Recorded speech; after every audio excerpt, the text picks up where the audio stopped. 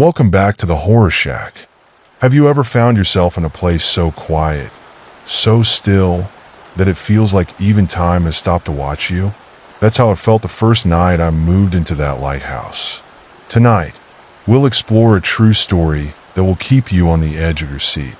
But first, we would love you to comment where you're listening from and what time is it currently for you. And don't forget to like and subscribe for more spine-tingling episodes. Now let's get comfy. It was perched on the edge of a cliff, way out where the only sounds were the waves crashing on the rocks below and the wind howling through cracks in the old walls. The air smelled of salt and decay, and everything felt old, like the place was holding its breath. So why did I agree to stay there? Simple. I needed a break from people, from noise, from everything. The job sounded straightforward. I'd keep watch over the place, make sure no one tried to mess with it, and document some history for the local heritage folks. Easy enough, right? When I first got there, I was more intrigued than creeped out. There was something almost peaceful about the isolation. No traffic, no city lights, just the endless ocean and the steady, distant hum of the lighthouse beacon circling around and around. The building itself was in rough shape, but that was part of its charm. The first thing that struck me as odd was the mirror. It was wedged into a storage closet in my bedroom, and I only noticed it because, well, it was the only piece of furniture that wasn't covered in dust and rust. It looked like someone had tried to forget it was there, just crammed in the back, covered in grime but still intact. I pulled it out, curious. Who wouldn't be? It was an antique, tall and narrow, with a simple wood frame that was cracked in places. I wiped off some of the dust, and right away something about it felt off. But maybe that was just me being paranoid.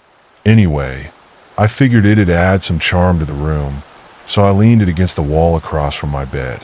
I didn't think much of it at first, but that night, as I was lying there listening to the waves, I noticed something strange.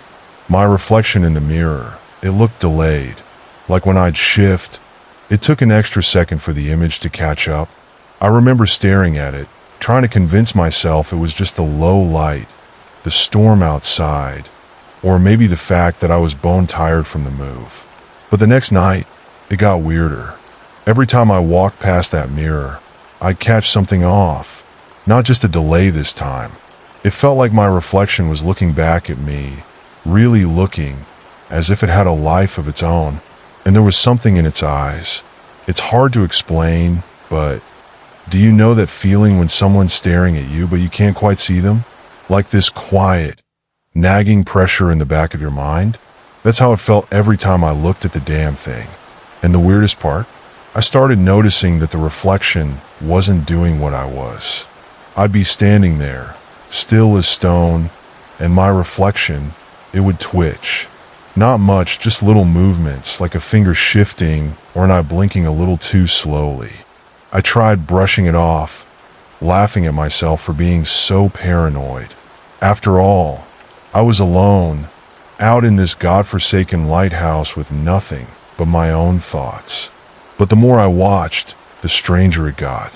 I'd wake up in the middle of the night, drenched in sweat, feeling like I was being watched.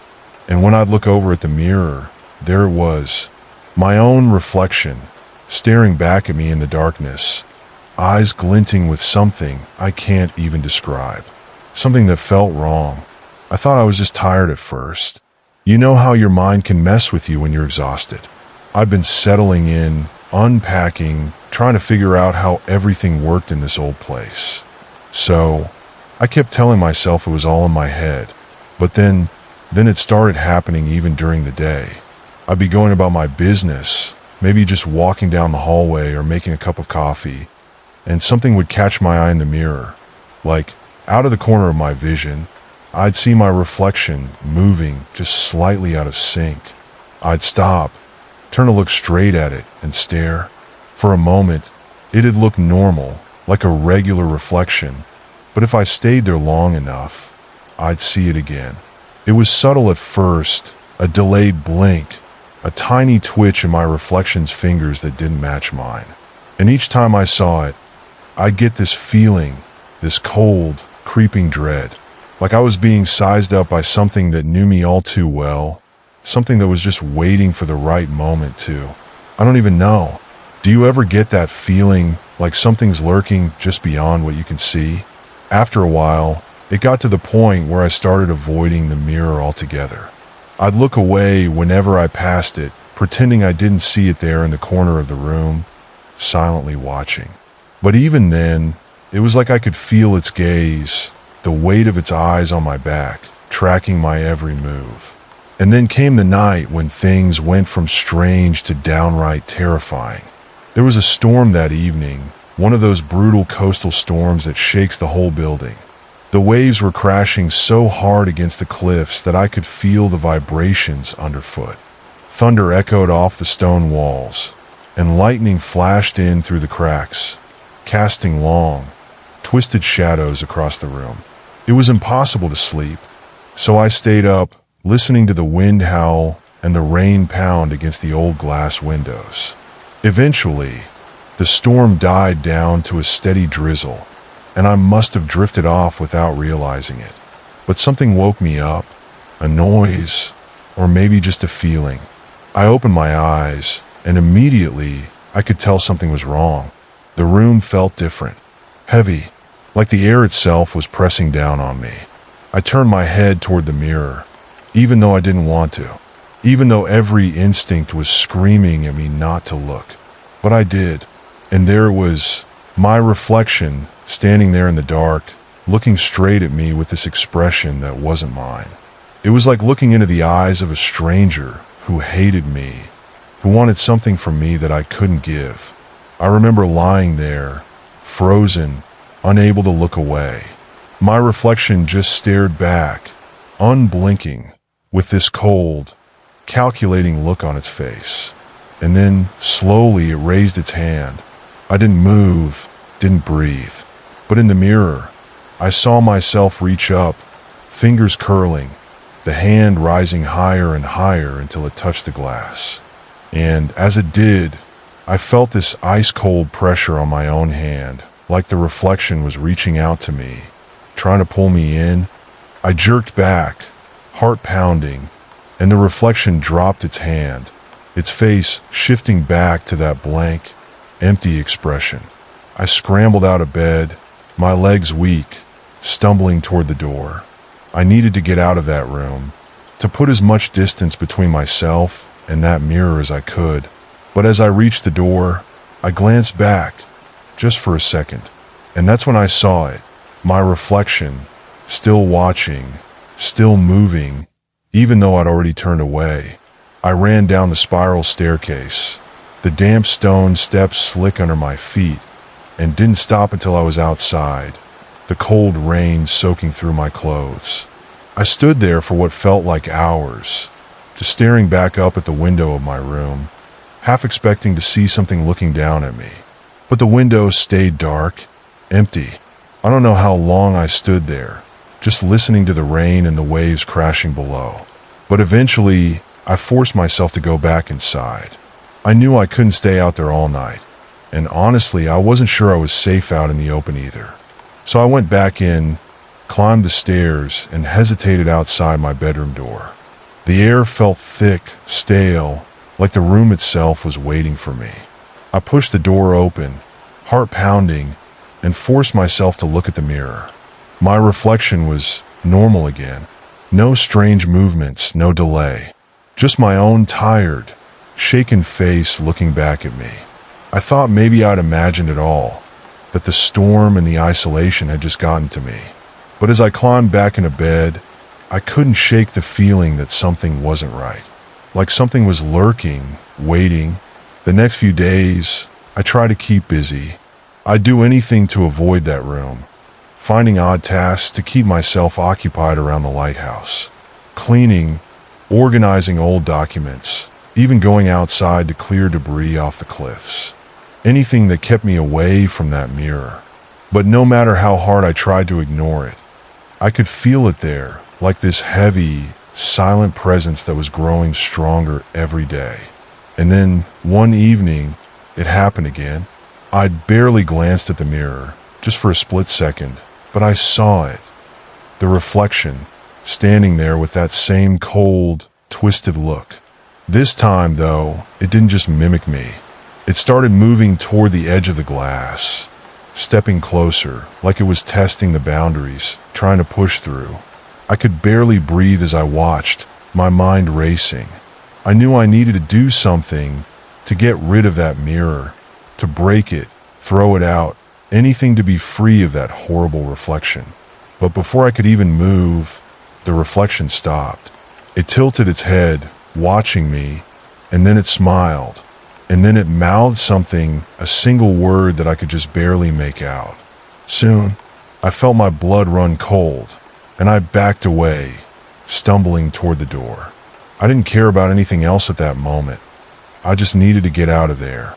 I grabbed my coat, threw open the door, and ran out into the night, not stopping until I was halfway down the cliffside path, breath ragged, heart racing.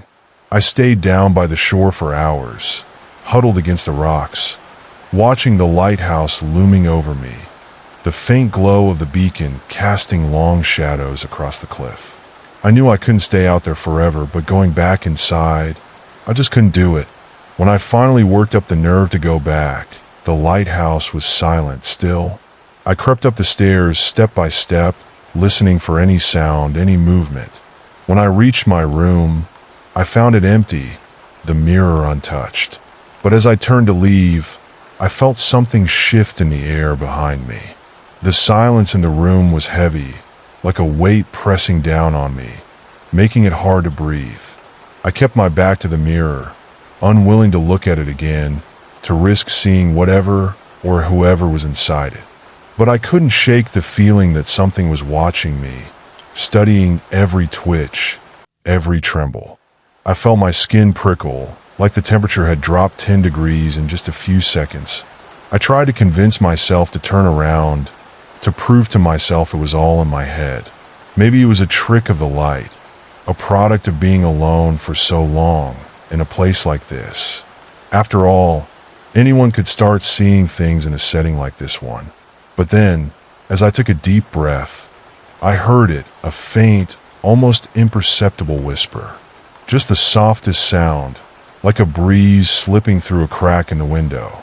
It was so low that I almost thought it was my imagination, but I knew better. I was sure that I heard it come from behind me, from the mirror.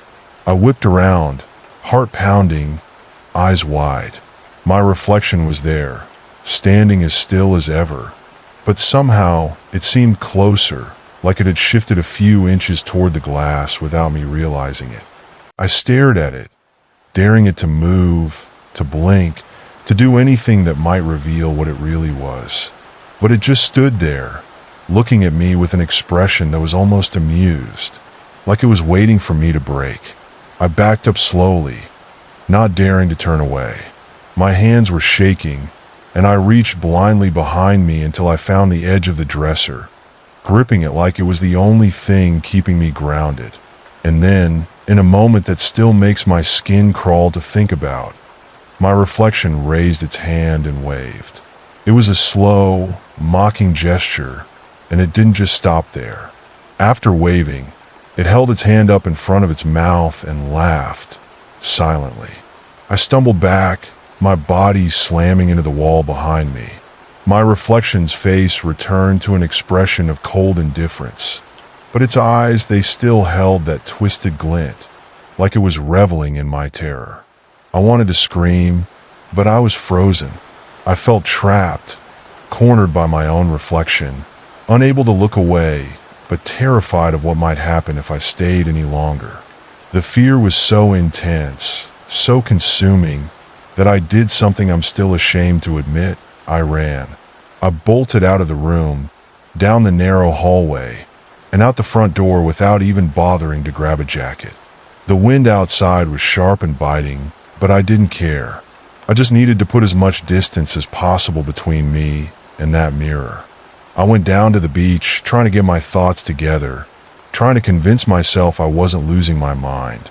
The lighthouse loomed behind me, the light circling overhead in steady, rhythmic flashes, casting brief, haunting glimpses of my own shadow against the rocks.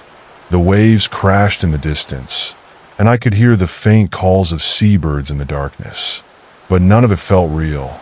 All I could think about was that mirror and the thing. No, the person on the other side. I must have stayed out there for hours, just pacing up and down the shoreline, trying to shake the image of that reflection waving at me, laughing at me. I kept telling myself it couldn't be real. It was just an old mirror, a trick of the light. But every time I tried to convince myself, I'd remember the way it moved, the way it looked at me with that cruel, knowing smile. When dawn finally broke, I forced myself to go back to the lighthouse. I couldn't leave. This was my job, after all. But I decided that, no matter what, I wasn't going back into that room. I'd sleep on the floor in the kitchen if I had to, or in the dusty and used storage room on the lower floor. Anywhere but near that mirror. But when I opened the door, I found something that made my blood run cold all over again. The mirror, it was gone. I stared at the empty spot on the wall where it had been hanging, the faint outline still visible on the dusty wallpaper. I hadn't moved it. I hadn't even touched it after that last encounter. And yet, it was nowhere to be found. I checked every inch of the room, every corner, every closet, even the attic. It was like it had vanished into thin air. I didn't know what to think. Was someone playing a prank on me? Had the mirror somehow fallen and shattered in the night, and I just hadn't noticed? But there were no pieces, no shards of glass, nothing. It was like the mirror had simply disappeared. Days went by, and I tried to tell myself it was over, that whatever had been haunting me was gone. But deep down, I knew better. The feeling of being watched never left.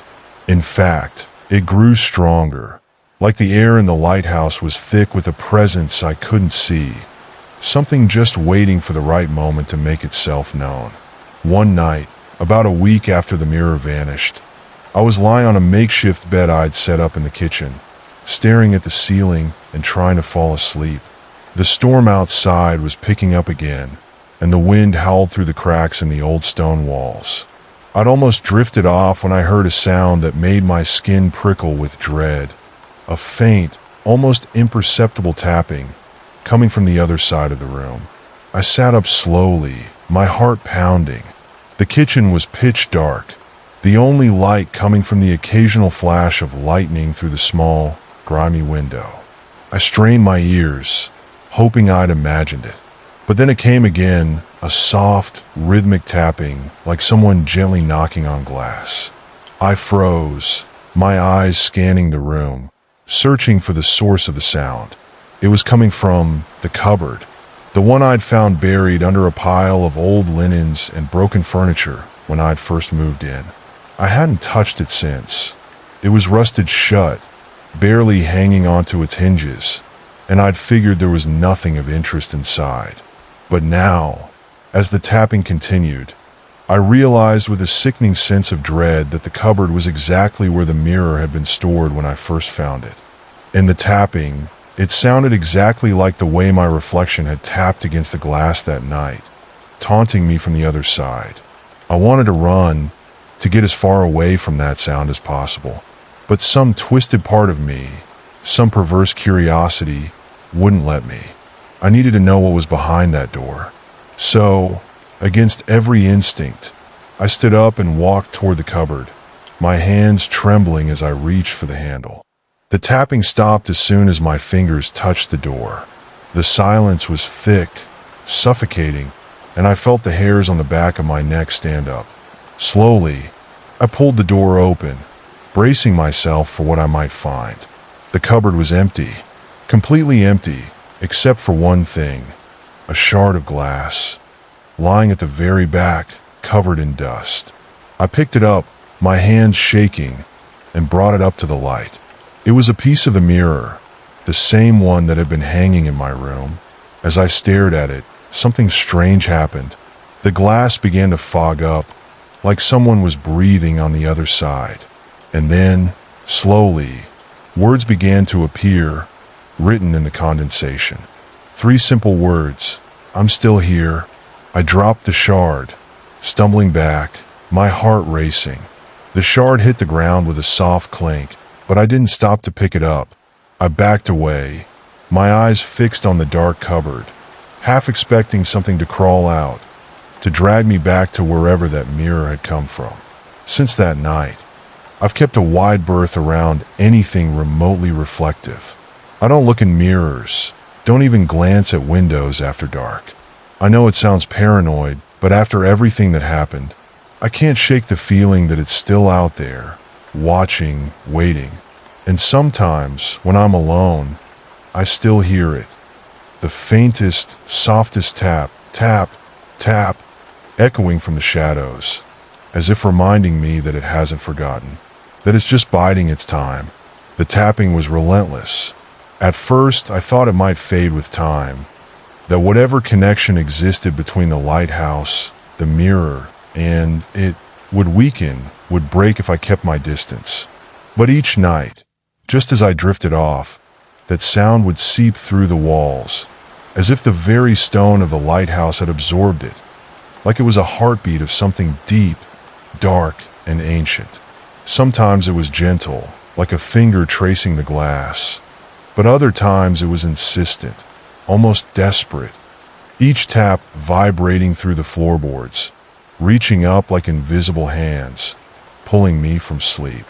Days blurred into nights, and the lighthouse became my prison. I couldn't bring myself to leave entirely, partly because of duty, partly because of the strange, twisted obsession that had formed around my terror. I needed answers, but as I stayed, that twisted energy in the air grew thick, oppressive, and with it, so did my fear. One night, while I was lying awake, waiting for the tapping, I thought I heard something new, a low, mournful whisper. I strained to listen, barely breathing as the words echoed around me, seeming to come from nowhere and everywhere all at once. I couldn't understand what it was saying, but the tone, it was pleading, like a voice caught in an endless loop of anguish. It made my skin crawl. Desperate for sleep, I got up and wandered the rooms of the lighthouse, hoping the movement would somehow shake the strange sensations building within me. I found myself standing before the empty space where the mirror had hung, my mind fogged with exhaustion, barely noticing my hand reach up, tracing the faint outline in the wallpaper with my fingers. And that's when I felt it, a faint tremor, as though something on the other side had brushed up against the wall, mirroring my touch. A shiver ran down my spine, and I pulled my hand back, but I couldn't bring myself to leave. It was as if some dark curiosity had rooted me to the spot, daring me to stay. And then, without warning, a sudden gust of icy wind blew through the room, rattling the windows and extinguishing the candle I'd been holding. The room plunged into darkness, save for a faint, unnatural glow emanating from the wall where the mirror used to hang. I stood frozen as that glow grew brighter, revealing the faint outline of a figure within it, distorted, shimmering, like someone pressing their face against the other side of the glass. It was unmistakable now. The shadowy figure in the mirror had returned, and this time, it wasn't content to merely observe. The figure's hand pressed against the wall, and I watched, horrified, as the outline of its fingers seemed to sink into the plaster, stretching and warping the wall as if it were made of liquid. My instincts screamed for me to run, but my feet felt like they were glued to the floor. My gaze locked on that horrifying sight as the figure's face came into sharper focus. It was me, or at least something that wore my face. But the eyes were wrong. They were dark, hollow, filled with an insatiable hunger. It smiled, a cruel, mocking twist of the lips that made my blood run cold. The tapping began again, louder and more insistent, like it was coming from right behind me. I whirled around, but there was nothing there, just the empty room, the echo of that dreadful sound reverberating through the walls. My heart pounded as I turned back to the wall, only to find the figure was gone. The glow faded, leaving nothing but silence and darkness in its wake. I stumbled out of the room, nearly tripping over my own feet in my rush to escape. The lighthouse felt suffocating, the walls pressing in around me as I made my way down to the ground floor, desperate for fresh air. I threw open the door and stepped outside, gasping for breath as the cold night air filled my lungs. The wind whipped around me, carrying with it the faintest hint of laughter, soft, sinister, almost childlike. I knew then that I couldn't stay. Whatever had attached itself to me, whatever malevolent force lingered in that lighthouse, it was growing stronger. It was feeding off my fear, drawing closer with each passing night. If I stayed, I'd be lost to it, forever. I packed a few belongings, barely thinking as I grabbed my coat and keys, my mind consumed by one thought: escape. I threw open the door and stepped out into the night, not daring to look back. I made my way down the narrow path toward the town, the lighthouse's beam circling overhead, casting long, distorted shadows across the rocky shore. But as I reached the edge of the property, I felt it, a tug, like an invisible hand clutching at my heart, pulling me back.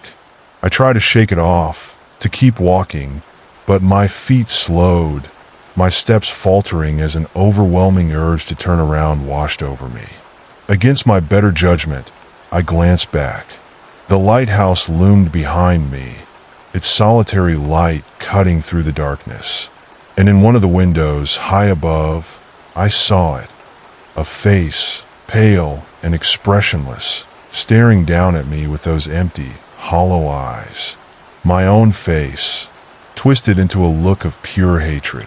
I turned and ran, stumbling over rocks and uneven ground, my breath coming in ragged gasps.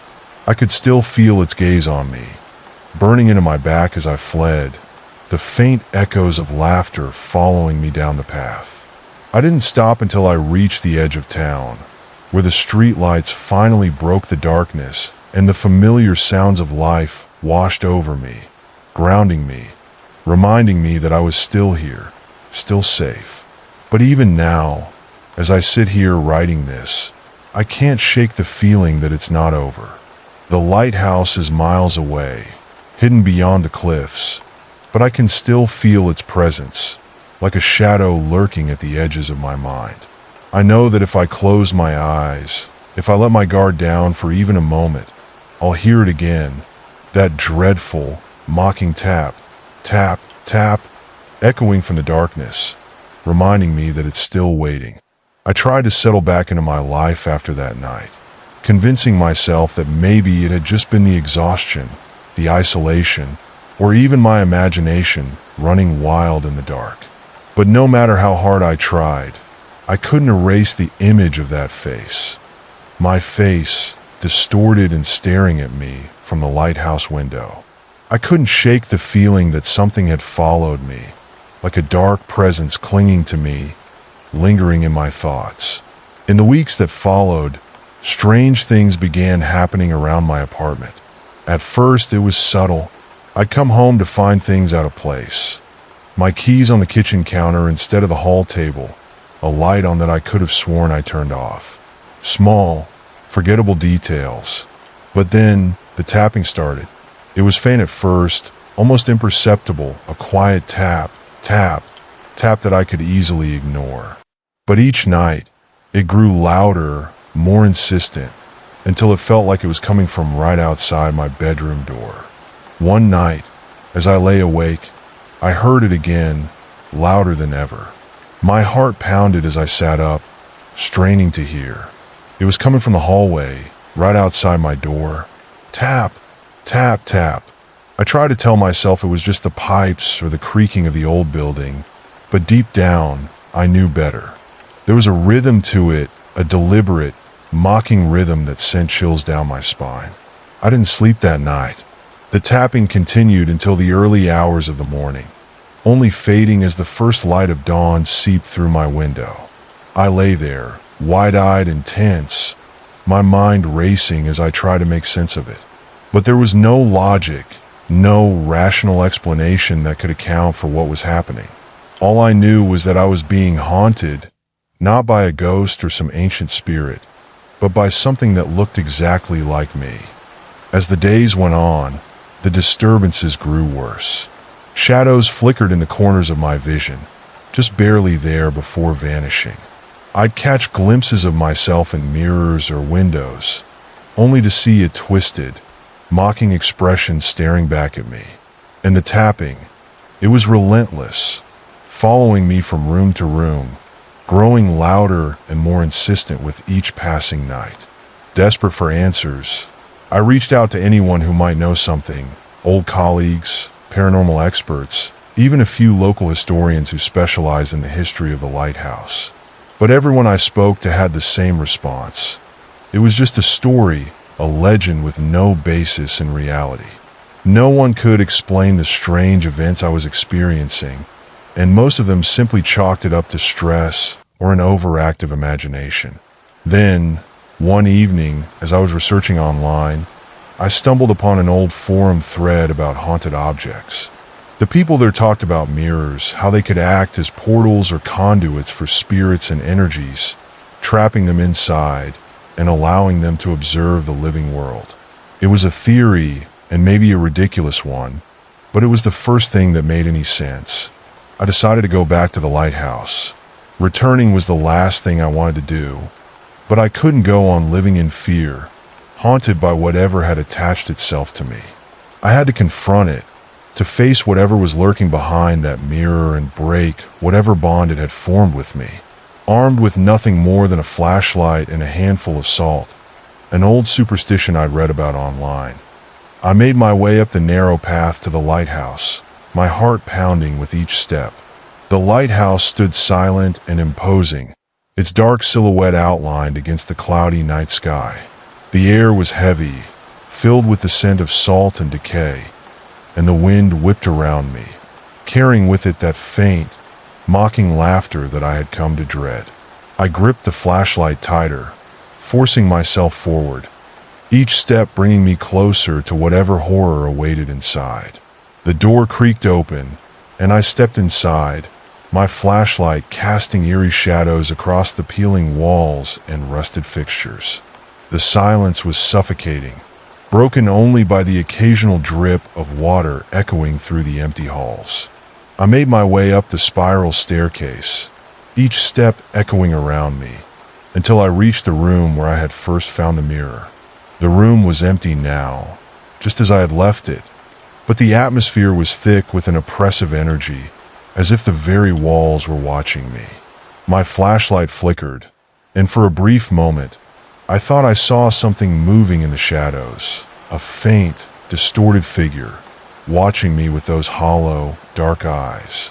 Taking a deep breath, I reached into my bag and pulled out the salt, scattering it around the room in a circle, as I'd read in my research.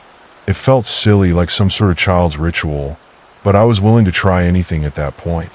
As I stood there, waiting, I heard it, the tapping, louder, more insistent than ever, coming from behind the wall where the mirror had hung. The tapping grew into a pounding, each strike shaking the walls, echoing through the room like thunder. My flashlight flickered again, and I saw it, the outline of a hand pressing against the wall, stretching and twisting the plaster as it tried to break through. I backed away, heart racing as the hand pushed harder, and then, with a sickening crack, the wall split open, revealing the mirror behind it. The mirror looked different now, its glass dark and murky, like a pool of black water. And there, staring back at me, was my reflection. Only it wasn't me. Its eyes were hollow, filled with a malevolent hunger, its face twisted into a cruel, mocking smile. It raised a hand, pressing it against the glass, and I felt an icy chill wash over me as it mouthed a single word: "Come." I turned to run, but the door slammed shut, trapping me inside. The air grew thick, heavy, as if some invisible force was pressing down on me, filling my lungs with a suffocating dread. I could feel it, drawing closer, reaching out from the mirror, its twisted fingers stretching toward me, pulling me into the darkness. Desperate, I threw the flashlight at the mirror, shattering the glass into 1,000 pieces. But as the shards fell to the floor, they shimmered with an unnatural light, each fragment reflecting that hollow, hungry face, watching me from every angle. The room seemed to close in around me, the walls shifting and warping as the figure in the mirror began to emerge, its form twisting and distorting as it stepped out of the broken glass. It was me, or something wearing my face, a grotesque, twisted version of myself, its hollow eyes staring into mine with a cold, unfeeling hatred. It raised a hand, and I felt an invisible force gripping me, pulling me closer, dragging me toward the shattered remnants of the mirror. With every ounce of strength, I fought against it, struggling to break free from its grasp. But the force was relentless, dragging me closer, inch by inch, until I was staring into the depths of that black, murky glass. And in that moment, I knew. I was staring into my own fate, trapped within the mirror, forever watching as my twisted reflection took my place in the world. The last thing I remember is the cold, the darkness closing in around me, the sound of my own laughter, mocking, hollow, echoing through the empty halls of the lighthouse as I was pulled into the void, leaving behind nothing but a shadow of myself, trapped in a world of glass and darkness, forever watching, forever waiting. In that suffocating darkness, I floated weightless, lost in an endless void. There was no sense of time, no light, no sound, just an eerie stillness, like being submerged in deep, cold water.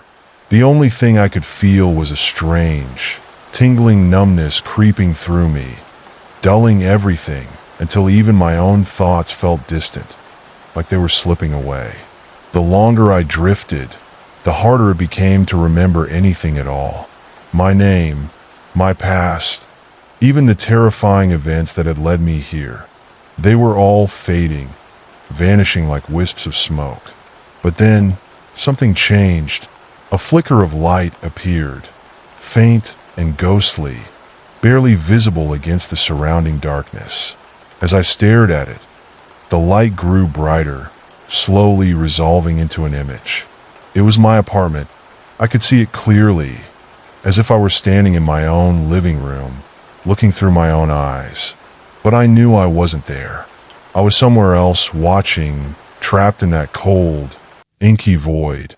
A figure was moving around my apartment, its motions familiar, eerily precise.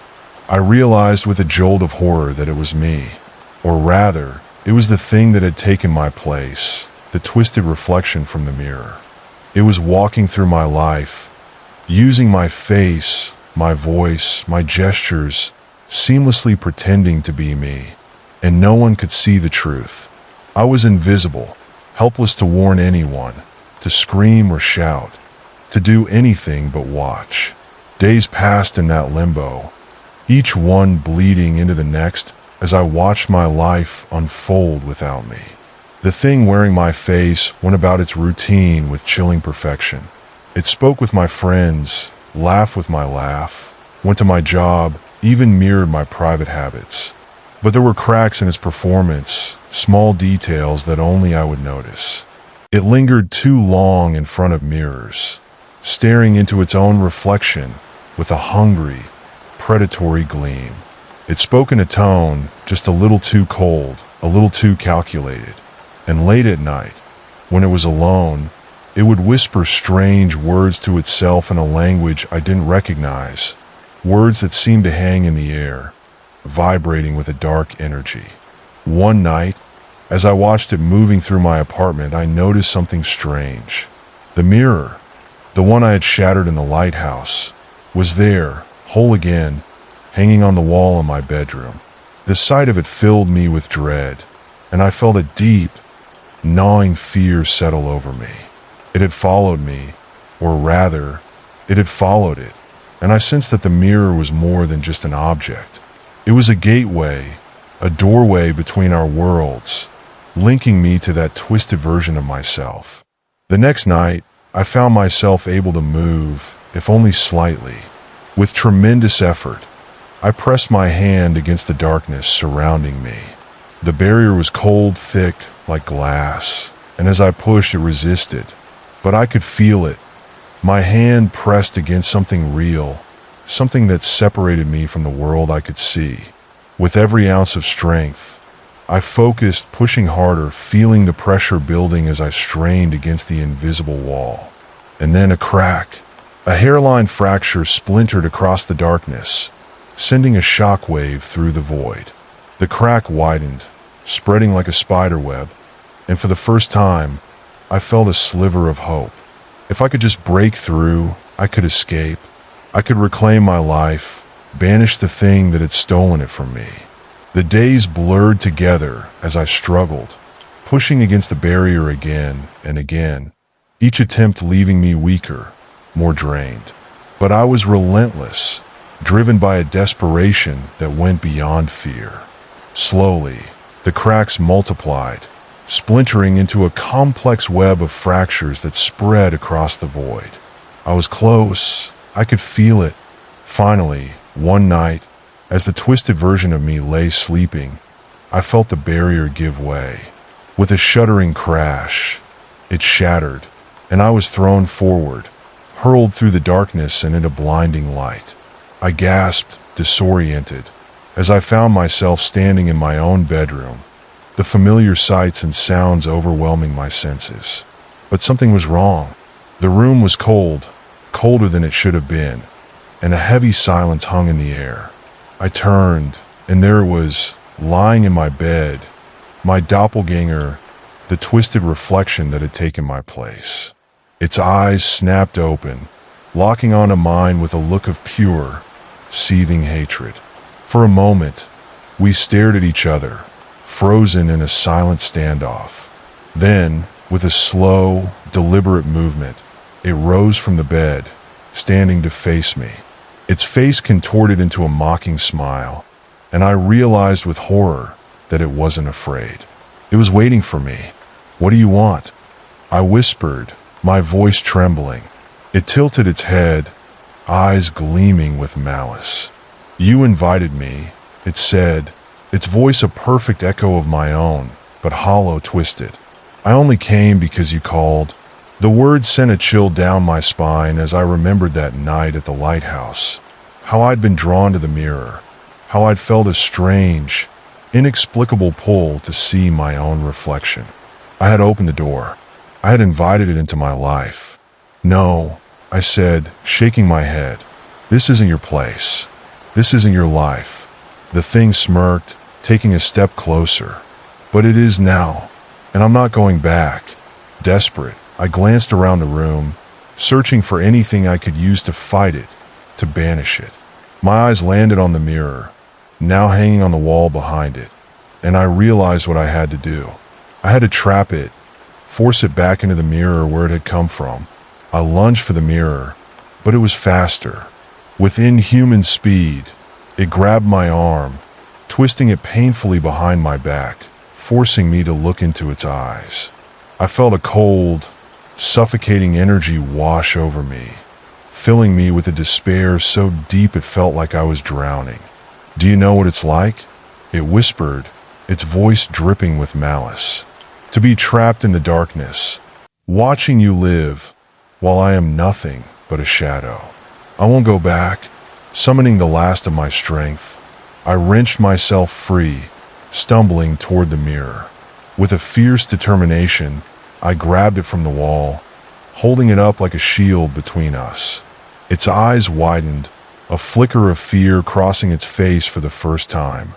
"You're not me," I said, my voice steady and filled with a strength I didn't know I possessed. "And you never will be." With a sudden burst of energy, I smashed the mirror against the floor, shattering it into countless shards. The creature let out an ear-piercing scream, its form flickering, distorting as it began to dissolve, pulled back into the broken pieces of glass. I watched, breathless, as it was dragged into the darkness, its twisted form writhing and contorting as it disappeared into the shattered fragments. Silence fell, broken only by the soft sound of glass settling on the floor. The room was still, the air heavy with an oppressive silence. I sank to my knees, staring at the shards, feeling an overwhelming sense of relief and exhaustion wash over me. It was over. I was free. In the days that followed, I got rid of every mirror in my apartment, terrified that I might catch a glimpse of something that shouldn't be there. Life slowly returned to normal, but I could never shake the feeling that something was watching, waiting in the shadows. And sometimes, late at night, I'd hear a faint tapping at my window, like the echo of a nightmare I couldn't fully escape. But I knew better now. I would never look back. As the days stretched into weeks, the eerie sense of being watched never fully faded. Even with the mirrors gone, there was a lingering sensation, like an unseen presence brushing just beyond my field of vision. Sometimes, as I passed a window or caught my reflection in a shop glass, I'd see a faint shape flicker, a smudge of darkness with hollow eyes peering back at me. I tried to convince myself that it was my imagination, a lingering echo of the ordeal I'd gone through. But one night, something happened that shattered my fragile sense of safety entirely. I had just turned out the lights and settled in a bed, pulling the blankets up to my chin. Exhaustion pressed down on me, but my mind wouldn't rest. It kept circling back to that terrible encounter, replaying every detail. The more I tried to push the memories away, the sharper they became. As I lay there, staring into the darkness, I heard it, a faint, rhythmic sound echoing through my apartment. Tap, tap, tap. I froze, heart pounding as the tapping grew louder, each beat striking like a hammer against my nerves. It was coming from the hallway, moving closer with each tap, like someone walking slowly, deliberately. The hair on my arms prickled as the sound grew louder, more insistent. I felt my chest tighten, a primal terror surging through me. I knew it was impossible, yet there was no denying the dread filling the air, thick and heavy, as if the shadows themselves had come alive. Suddenly, the tapping stopped. The silence that followed was suffocating, pressing down on me with a weight that stole my breath. I lay there, paralyzed, barely daring to breathe, waiting, listening. A moment later, I heard a faint, raspy whisper. My blood turned to ice as I realized it was coming from just outside my bedroom door. "Let me in," it whispered, the voice thin and fractured, like shards of glass grinding together. "I'm still here." My hands clenched the blanket, every muscle in my body tense, but I couldn't move. The doorknob jiggled, turning slowly, as if an invisible hand were testing the lock. My heart raced as I watched the knob twist back and forth, each movement slow, deliberate, filled with a patience that felt ancient and dark. It was toying with me, waiting for me to make a move, to open the door. I realized then that it didn't need an invitation. It was already here. I had only postponed the inevitable. I bolted upright, my mind screaming at me to do something, anything, to stop it from coming in. Frantically, I looked around the room, my eyes landing on a small, old mirror I'd missed when I tried to rid the place of them. It was lying in the corner, face down, gathering dust. The sight filled me with an overwhelming sense of dread, but something inside me, some desperate instinct, told me that it was my only hope. I leaped from the bed, grabbed the mirror, and held it tightly, my hand shaking. The voice on the other side of the door stopped, the silence sharp and loaded with a predatory anticipation. I could feel it lurking just out of sight, watching, waiting. I took a deep, shuddering breath and spoke, my voice barely a whisper. "You're not welcome here. Go back to where you came from." The silence deepened, thickening around me like a living thing. Then, slowly, The whisper returned, its tone more venomous, filled with an icy rage. "You can't make me leave," it hissed. "You brought me here. You called me." Its words twisted through my mind, digging into my memories of that night at the lighthouse, of the strange urge to stare into my reflection. It had felt like curiosity, but I knew now it had been something darker, a pull that had always been there, waiting to ensnare me. I took a shaky step back, clutching the mirror to my chest, desperation giving me strength. "You're a shadow," I said, my voice trembling but firm. "You don't belong in this world." A low, guttural growl rumbled from the other side of the door. "You don't understand," it spat, its voice dripping with venom. "I'm not just a shadow. I'm the part of you you've tried to ignore, to forget. The part you keep hidden in the dark." A cold realization washed over me, chilling me to my core. The thing in the mirror wasn't just a twisted doppelganger. It was the embodiment of my fears, my regrets, the parts of myself I'd buried and ignored, the darkness I'd refused to confront. I closed my eyes, feeling the weight of those unspoken truths pressing down on me, suffocating me. All my life, I'd been running from them, trying to pretend they didn't exist. But now, there was no escaping them. If I wanted to be free, I had to face the darkness head on. With a surge of resolve, I opened my eyes, lifted the mirror, and whispered, "You don't own me." In that instant, a fierce, blinding light erupted from the mirror, filling the room with an intensity so bright it hurt to look at. I held onto the mirror, my hands burning as if I were gripping fire, but I refused to let go.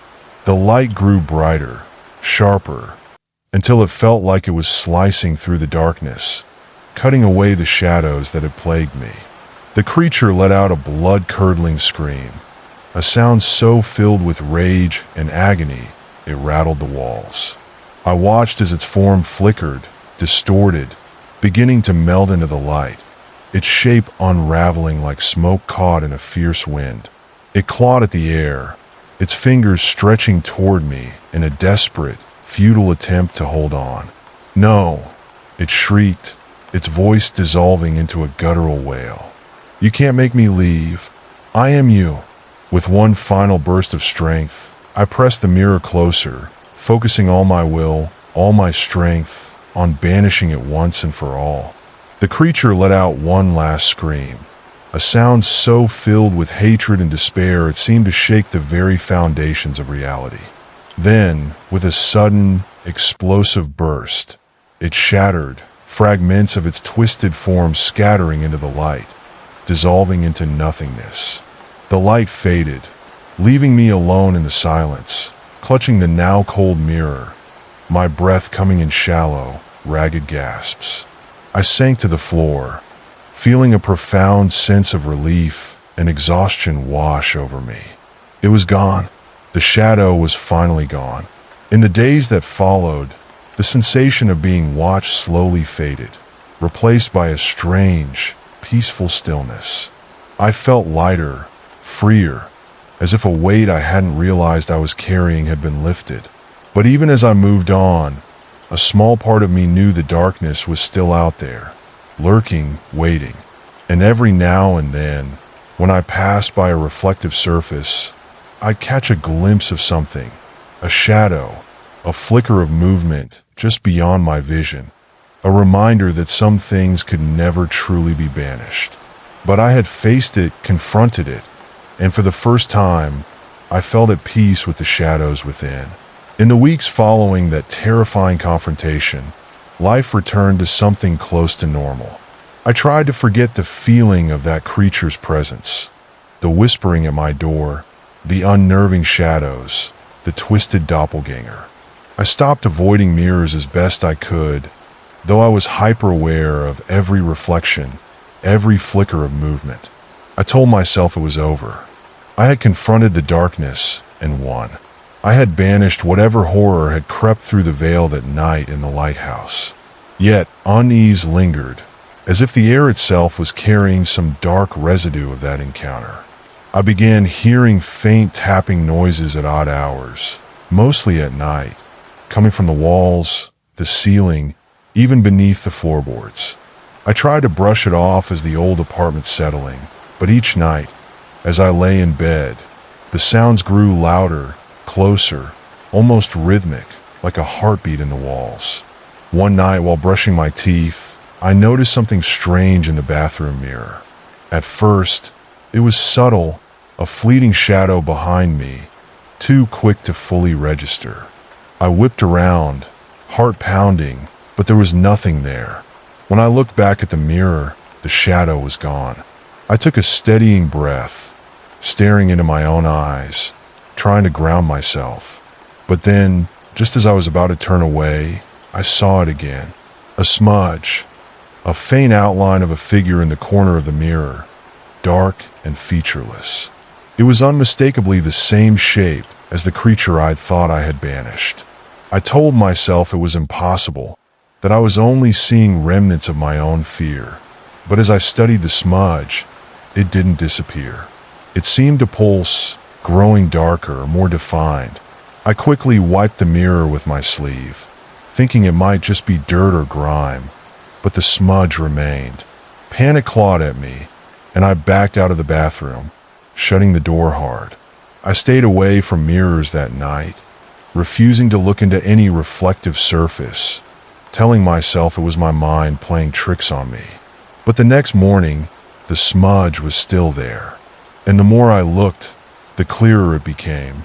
A shadowy figure lingering just beyond the glass, a hazy outline with empty, hollow eyes. That night, the tapping began again, louder than before. It sounded like it was coming from every wall in my apartment. I lay in bed, pulling the covers over my head, trying to block out the sound, but it only grew louder, more insistent. It was as though something was trapped behind the walls, scratching and pounding to be let out. Suddenly, my bedroom door creaked open on its own, swinging slowly as though pushed by an invisible hand. I stared, wide-eyed, paralyzed by terror, as a shape appeared in the doorway. It was faint, like a shadow, barely more than a smudge in the air, but it was there, watching me. I squeezed my eyes shut, hoping it would disappear, but when I opened them, it had moved closer, drifting toward the foot of my bed. A cold sweat broke out on my forehead as I watched the shadow grow darker, more solid, its form twisting and shifting like smoke. Its hollow eyes were fixed on me, unblinking, filled with an insatiable hunger. The air grew thick and oppressive, pressing down on me until I could barely breathe. I wanted to scream, to run, but my body wouldn't respond. It was as if the shadow's gaze held me captive, freezing me in place. Then, the whispering began. "You thought you could get rid of me," it hissed, its voice a raspy echo that seemed to come from everywhere at once. "You can't banish what's always been here. I am part of you, and I'm never leaving." The words chilled me to the core, and as they sank in, I felt a strange, overwhelming sense of familiarity. Memories flooded my mind, dark, buried thoughts, moments of regret and shame I'd long tried to forget. It was as if the creature was drawing out everything I'd hidden, every part of myself I'd buried deep. The realization hit me like a shock. This thing wasn't just haunting me, it was feeding off of me, off the darkest parts of my soul. Desperate, I forced myself to speak, my voice shaking. "You're not real. You're just my fear." The creature's form flickered, but its voice only grew stronger. "Fear is real. Regret is real. I am everything you hide from, everything you wish wasn't there. You brought me here. You let me in." I struggled to sit up, fighting against the weight pressing down on me. "No," I whispered, though I could feel my own doubt gnawing at the words. "You're not. I'm not afraid of you anymore." The creature let out a low, mocking laugh, a sound that reverberated through the room. You're lying to yourself. But you can't lie to me. With a surge of defiance, I reached for the mirror on my nightstand, holding it up to the shadowy figure. In the reflection, it looked even darker, more grotesque, its hollow eyes blazing with a sick, hungry light. I focused on the mirror, willing the creature to be trapped within it, to banish it like I had before. But this time, the creature only smiled, a dark, twisted grin that filled me with a sickening dread. You think you can control me? It sneered. I'm beyond your mirrors, beyond your walls. I'm in every part of you. Every time you doubt, every time you feel fear, I am there. The creature reached toward the mirror, its shadowy fingers extending through the glass, reaching for my hand. I dropped the mirror with a cry, stumbling back as it shattered on the floor, shards scattering across the room. But the creature didn't disappear. It lingered, hovering over the broken pieces, its eyes locked onto mine, a look of triumph in its empty gaze. And then, slowly, it began to sink into the floor, merging with the shadows beneath my bed, disappearing into the darkness. But before it vanished completely, it whispered one final promise, a chilling vow that would haunt me forever. I'll always be here, waiting. As the last traces of the shadow melted into the darkness, the oppressive weight lifted, leaving me alone in the silent room. The tapping stopped, the whispers faded, and for the first time in weeks, the apartment felt truly empty. But the creature's final words echoed in my mind, an unshakable reminder that some shadows could never truly be banished. From that night on, I never truly felt alone. Even in the brightest daylight, I could sense it, lurking just beyond the edges of my perception, a dark presence waiting for the right moment to return. Every reflection, every shadow seemed to hold a hint of that terrible figure, a reminder of the darkness that still lay hidden within. And as much as I tried to move on, a part of me knew that one day it would come back. Because no matter how far we run, no matter how bright the light, we can never escape the shadows that dwell within us. The months following that encounter were eerily quiet.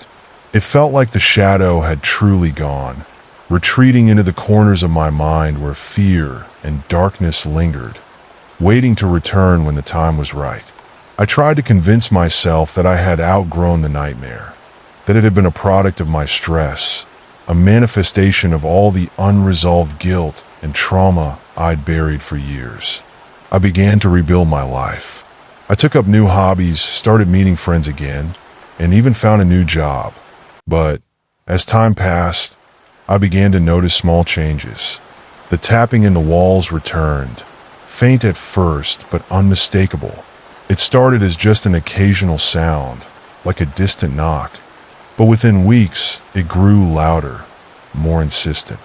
I began to hear it in the dead of night, the rhythmic tapping echoing through the apartment as though something, or someone, was trying to get in. I ignored it for a while, convincing myself that it was just old pipes settling or the sound of the building's foundation shifting. But the tapping didn't feel like that. It felt like a warning, a slow, deliberate countdown. Then came the dreams. At first, they were just fragmented glimpses of dark shapes, shifting in the shadows. But soon, they became vivid, horrifying sequences. In these dreams, I would find myself back in the lighthouse, no longer as a visitor, but as a part of its history, a soul caught between worlds. The same shadow would be there, watching me from the periphery, never speaking, but always present. And each time, the whispering grew louder. You can't escape. You are mine. The dreams continued, night after night, each more disturbing than the last.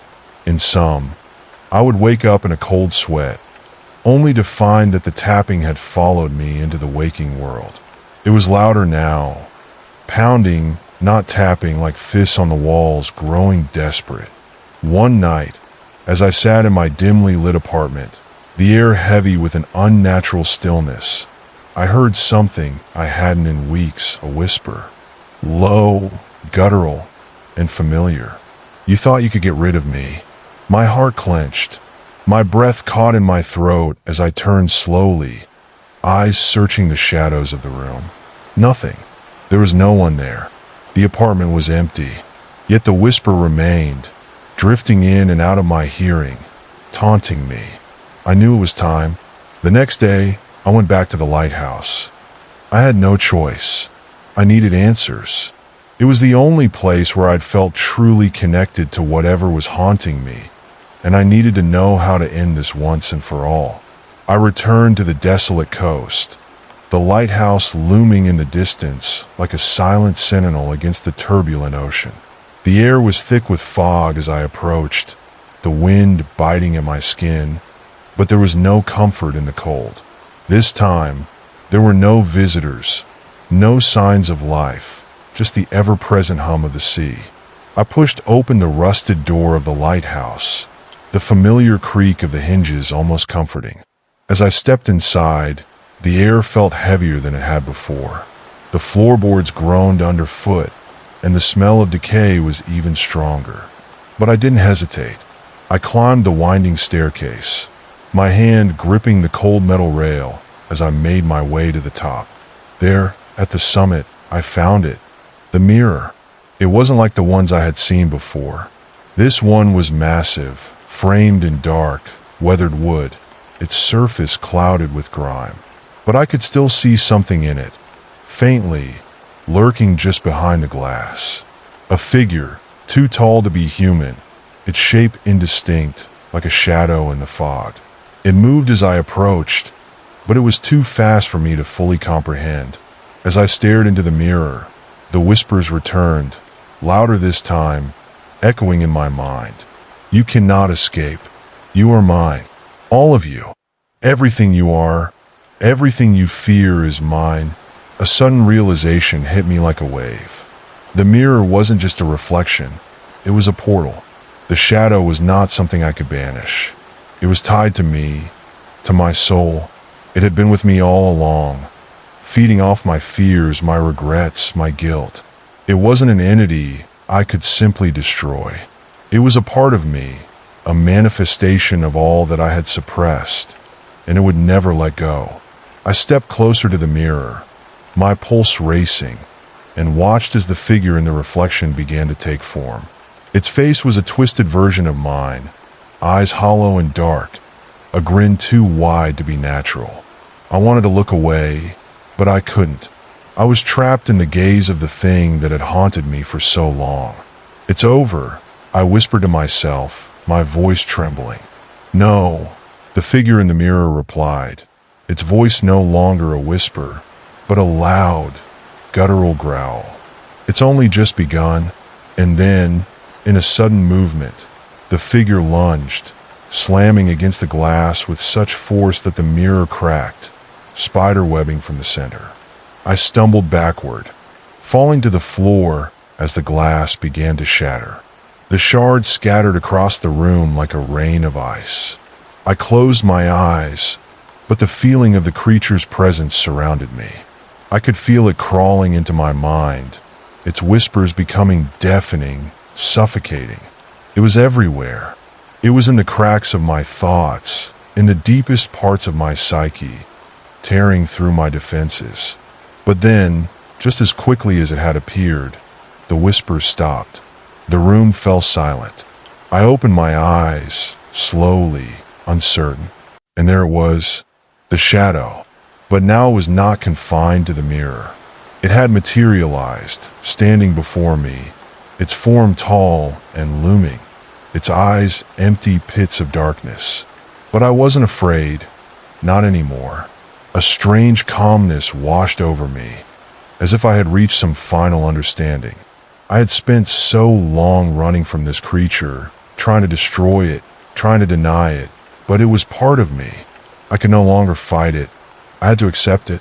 As I stood up, my body trembling, I faced the creature. I understand now, I said, my voice stronger than it had been in years. You are me. And I am you. The shadow didn't respond, but it didn't need to. The air grew still, the oppressive weight of its presence lifting, as if the two of us had reached some unspoken agreement. I knew then that I couldn't banish the darkness inside of me. I could only learn to live with it, to embrace it. It would never leave, but neither would I. As I left the lighthouse, the fog seemed to clear, and the sun pierced through the clouds, casting a golden light across the sea. The tapping had stopped. The whispers were gone. The creature was no longer lurking in the shadows. It was me, and I was it. And though the shadow would always be there, I finally understood. Sometimes, the darkest parts of ourselves are the ones we must learn to accept. They may never truly disappear, but they don't have to control us. As I walked away from the lighthouse, the world felt different, quieter perhaps, or maybe I had just become used to the silence. Either way, I knew one thing for sure. The shadow was no longer an enemy to be feared. It was a part of me, and we were at peace. If you actually enjoyed these stories, please subscribe and leave us a comment to the next horror story you want us to tell. Till then, see you in the next one.